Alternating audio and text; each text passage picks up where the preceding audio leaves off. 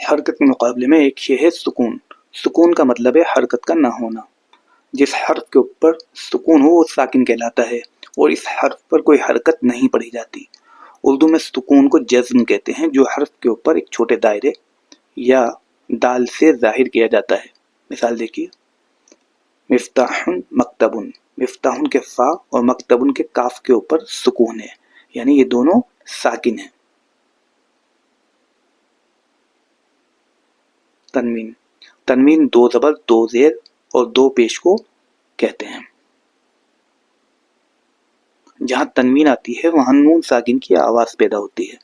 جیسے با دو زبر بن، اس کی آواز ایسی ہی ہوگی جیسے با زبر بن نون ساکن بن. با دو زیر بن، اس کی آواز ایسی ہی ہوگی جیسے با زیر بی نون ساکن بن. اسی طرح با دو پیش بن، اس کی آواز اسی طرح ہوگی جیسے با پیش بن نون ساکن بن.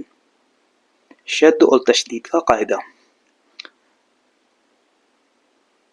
تین دندانے شد کی علامت ہے. یہ تین دانتوں والی جو کنگھی سی ہے یہ شد کی علامت ہے.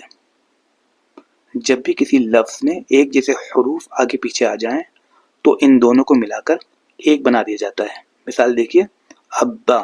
حقیقت میں یہ اب با ہے، لیکن جب ہم اس کو پڑھتے ہیں تو پہلا با دوسرے با کے ساتھ مل کر شدت اختیار کر لیتا ہے اور ایک ہی حرف ظاہر ہوتا ہے، یعنی اب با کے بجائے ہم ابا کہتے ہیں. ان کو پڑھتے وقت آواز شدت سے نکلتی ہے، یعنی آواز میں ایک قسم کی سختی ہوتی ہے. ابا. وہ حرف جس پر تشدید ہو وہ مشدد کہلاتا ہے، جیسے محمد ان کا دوسرا میم.